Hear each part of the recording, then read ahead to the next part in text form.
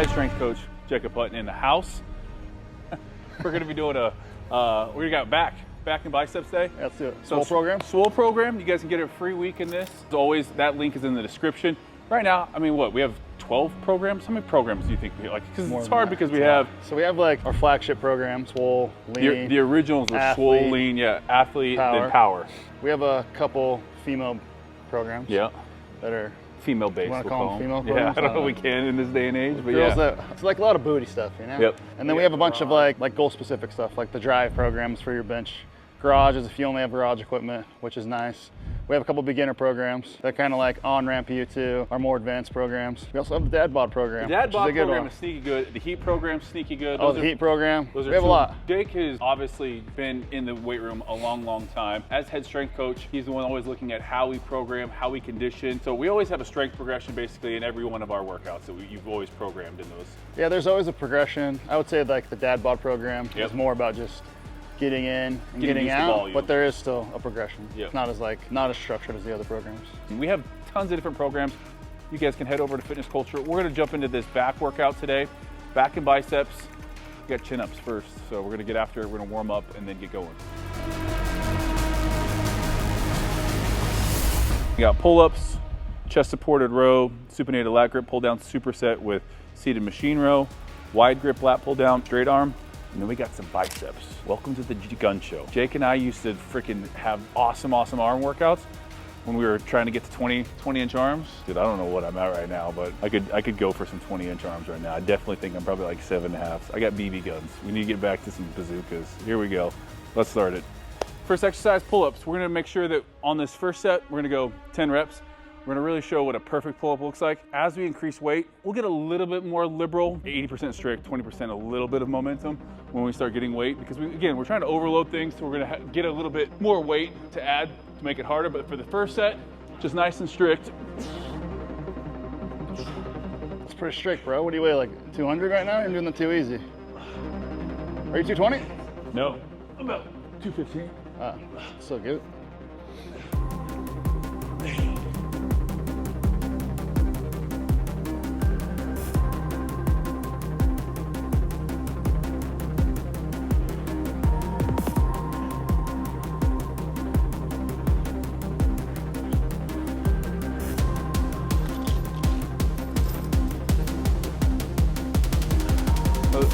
This is one of those exercises you can really, if you want to just go through the motions and use your biceps, that can definitely happen. Start pulling up. The way we kind of always said it, set the motion, scapula down and back, and then I like to think that like I'm trying to squeeze my shoulder blades down and back throughout the movement. But obviously you're going to incorporate some biceps. Jake, do you have a key for a good pull-up? What would you say? Shoulder blades down and back?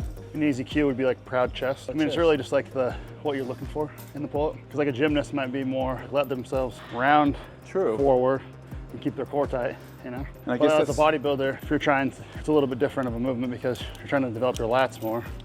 And in a wide grip, you're trying to keep your chest up and engage your lats as much as possible. So you've trained, obviously, you've trained college athletes. You've trained, you yourself did, not a physique show, but a transformation where you did bodybuilding. Like how much? I've done a lot of bodybuilding, but I never actually competed. Right, never competed, but did a lot of bodybuilding exercises for sure.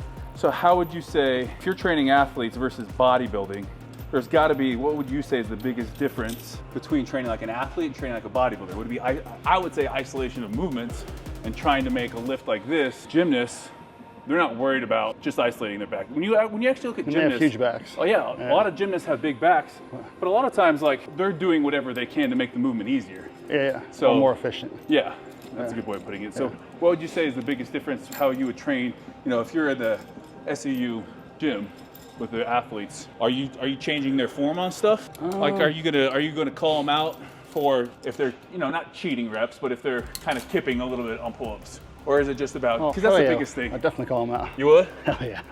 I still think like you still got to do the movement right. Gotcha. And like I think bodybuilding does movements properly. Because that's one of the things. I don't think cheating on a movement's good for anybody.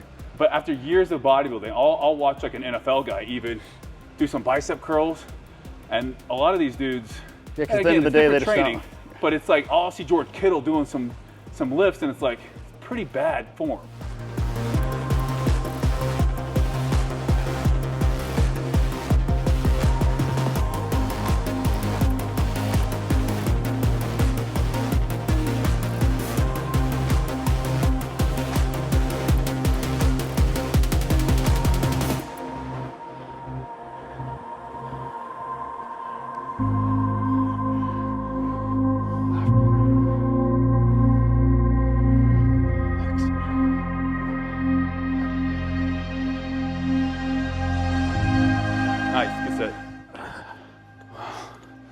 right, we'll create our all-time, because we got 2 minutes rest time. This is our biggest rest time, this set and the next exercise. But we'll create our all-time best athlete slash, like, who, if you were gonna put together like an all-world gym squad from the NFL, who would be on it?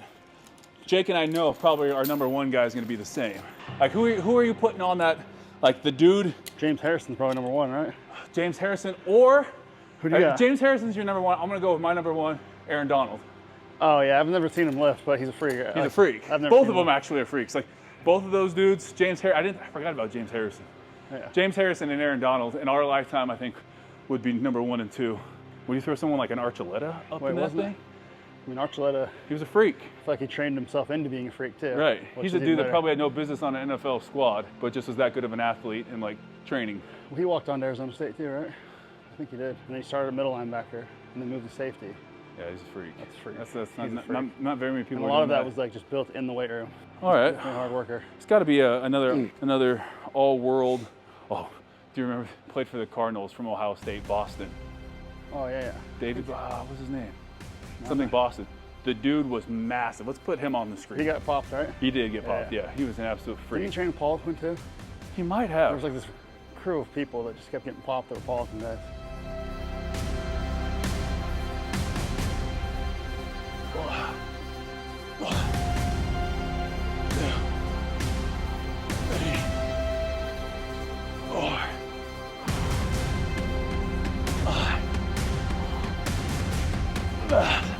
Failed there. We do a couple half reps. Oh, garbage. Definitely seen muscular endurance being my weak area right now.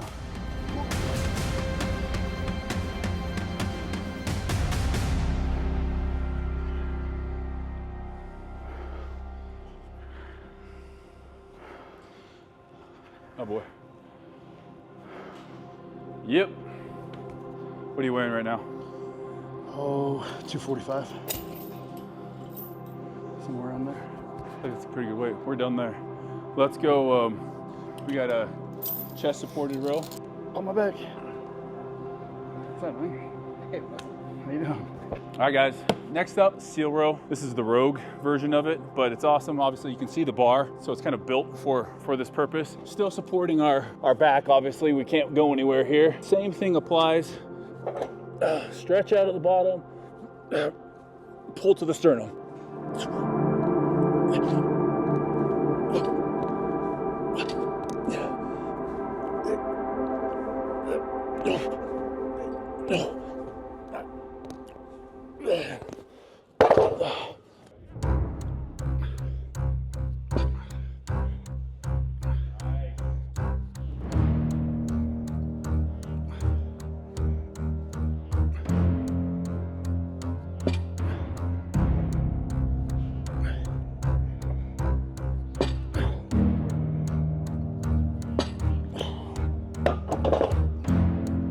These are our two big movers.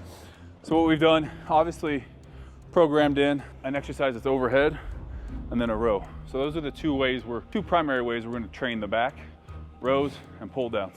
We'll ask Jake in between sets here, top 3 gym etiquettes. When you're in the gym, what are 3 things that if someone does, you're gonna say something to them? Loud grunters. Loud grunters? I just don't like it. Okay. It doesn't make you stronger. We've had some loud grunters in We've here. had some. We had a female in here that was, you know her name. I didn't know her name. I just knew her as the grunter, the moaner. What's next? I mean, not putting your weights back. Not putting your weights back, gotta be up there. Yeah. Top 3? Yeah, you got one more. This might be up as #1 these days. It's a new phenomenon. People just having a conversation while they're lifting. On the phone? Yes, on their AirPods. They're just talking while they're doing stuff. That could be really annoying. It's just weird. We don't have a ton of that in here. It's weird. Fortunately, in fitness culture, we got a lot of people where they're pretty serious, but that would get annoying. I would say, like, my #1, when people were really, this happened at Gold's Gym all the time, people would be sweaty because the gym was hot and humid, and they wouldn't wipe down their machines. So you could just sweat, mess, and a lot of people in there didn't shower every day. And so I'd have to come through, wipe up their sweaty, weed-smelling sweat.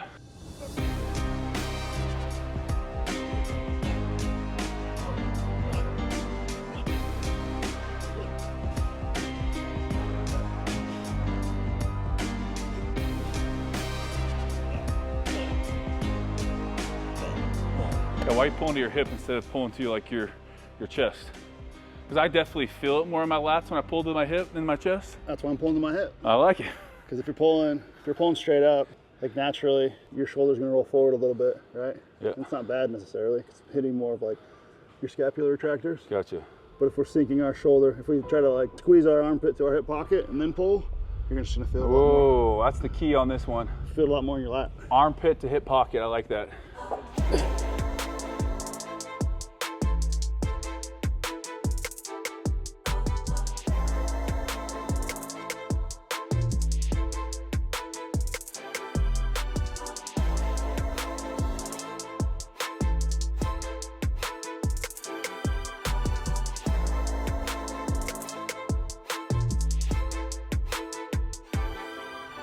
The big thing I wasn't doing last time I did these, I was coming kind of straight out, feeling a lot more in my rear delt, a little bit in my traps even. I'm gonna pull to the waist. I like that. What did you say, armpit to hip? Yeah. Armpit to hip. It's a nice little cue.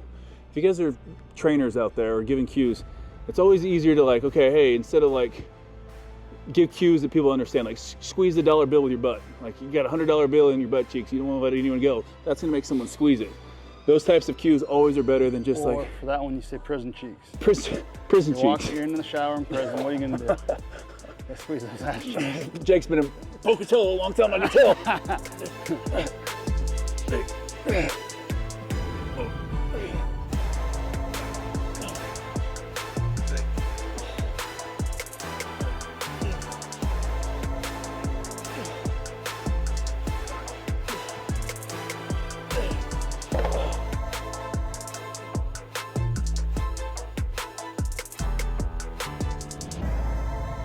I actually like doing these standing up. This mimics more of like a, if I'm gonna bend over and pull to my hip, I need to like stand up to mimic more of that right there. Otherwise I'm pulling to my chest. I'm trying to pull my hip.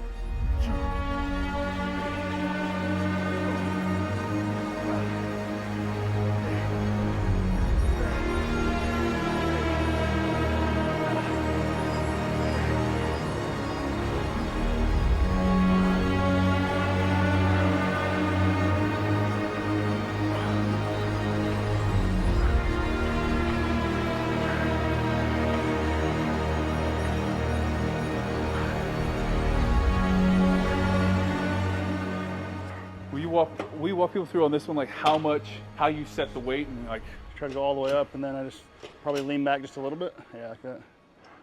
It is like kind of a natural, like your body. Yeah. You guys can even do this. It's kind of like your body wants to do this. Like my butt comes off the seat and then back down. You just kind of keep rolling with that.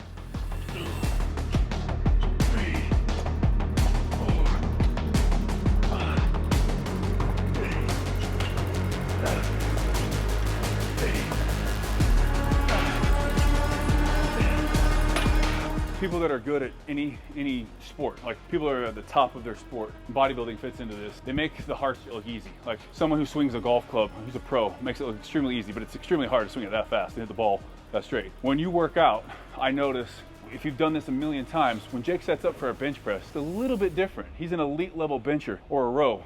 He knows exactly where to set. It looks smooth, it's super heavy and it's not easy, but because he's done it a million times, setting up for the bench press. You watch Jake bench, clink, clink, clink, everything's moving together. That only happens through doing things properly. And I can remember I was watching like pumping iron, and it looks like Arnold, like when he works out, it just looks effortless. It looks smooth. He's doing this seated row, and he's cheating a little bit, but he's making moving his body with it. But it just looks, it looks good. It looks like, you know, you want to go do it. And that's how, like, you know, if I watch, no offense to like Branch Warren, the guys that were just like, it didn't look good to me. So I never tried to emulate that. It was more of like an Arnold. 3, 4, 5, 6, 7, 8,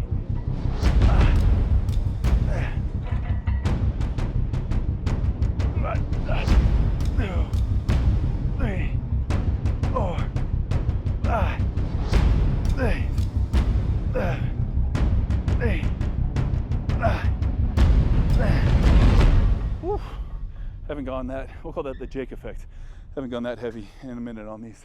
Last thing for back, we got a wide lat pull down behind the neck. So obviously, if you don't have great mobility, it's gonna expose you here. Jake's just pulling down to his traps, forcing his elbows down and back behind him, getting a good squeeze. That's what we're really focusing on today. Full range of motion, good squeeze. We're gonna go from this to a rope pull over. It's gonna be more weight than that. But we're gonna be here like we've done these before. Biggest thing here, take a step back, start biceps to ears, and then as we pull the weight down, chest comes up.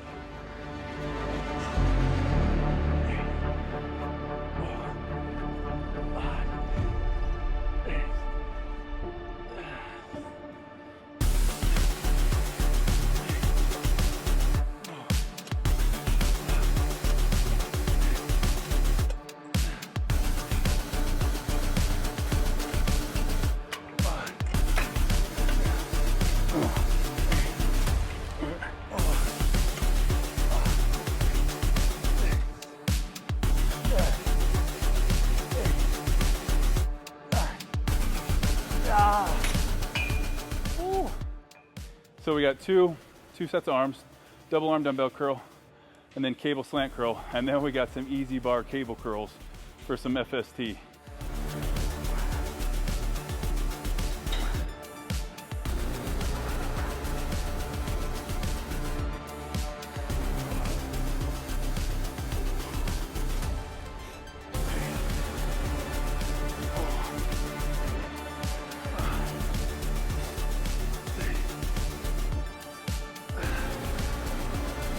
Cable slant curl. The goal is to let your elbows stay behind your body when you do this. So you're not gonna come forward and curl up like this. You're just gonna leave them back there and just get a nice squeeze, pushing those elbows behind your body and just pulling straight to your armpits.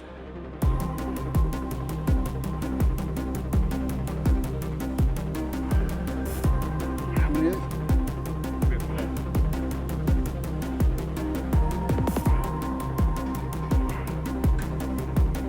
I would say the number one thing I skip is arms. Yeah, me too. Me too. Damn, it feels good to have Vanilla Gorilla's back doing biceps. You forget just how big Jake is until you see him. You might see him in videos and think, Jake's a big guy. Then you see him in person. You can't even get your arms around him. It's a Sasquatch.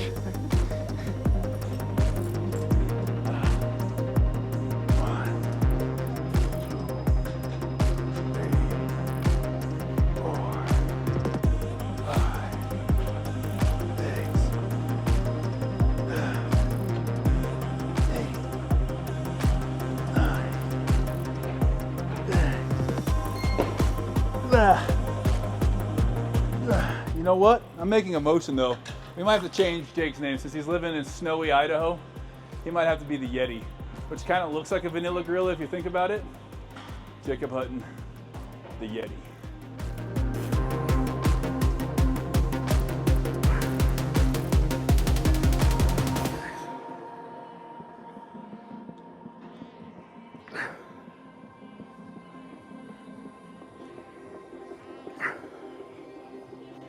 All right. The reason like it's important, Jake obviously has the credentials as a strength coach, but something different when you also live it. So he played college football, but then best bench press, 500 pounds? Best without a pause was 550. 550 without a pause. Pause bench press for 500. Best back squat before you messed up your 635. I was never that great of a squatter. Deadlift though. Not that great of a deadlifter either. Like if you deadlift over 700 pounds, you're definitely a great deadlifter. 715. 715. Okay, that's probably pretty good. None of them really compare to the bench though, you know? But you're in the 1,000. It's like, oh man, that guy's probably really strong. You're in the 1,000-pound clubs on 2 lifts. Oh yeah. So if you did bench, dead, and squat, he's in the 1,600-pound plus club. Not very many people can do that.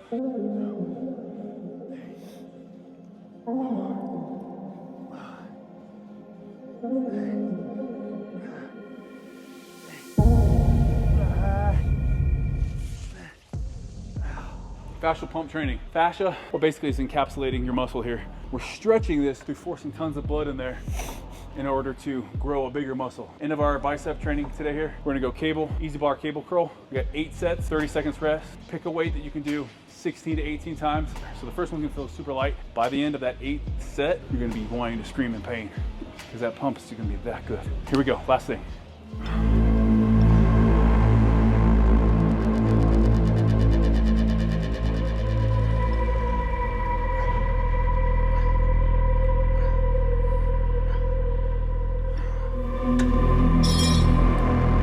starting to get a little bit heavier.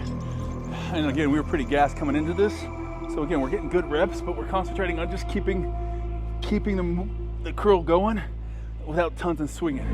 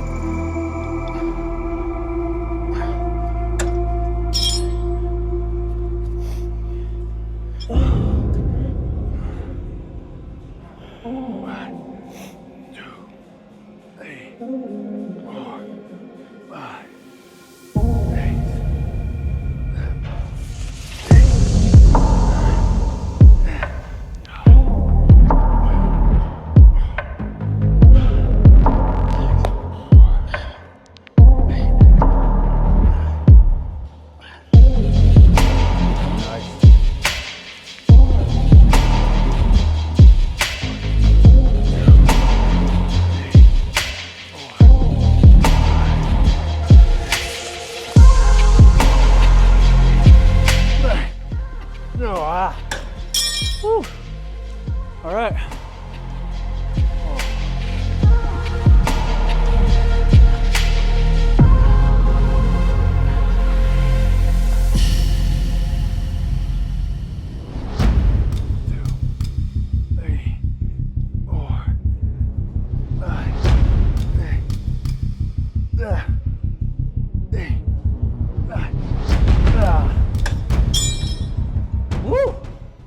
We do have 15 minutes of list, but that is back and bicep day on the Swole program.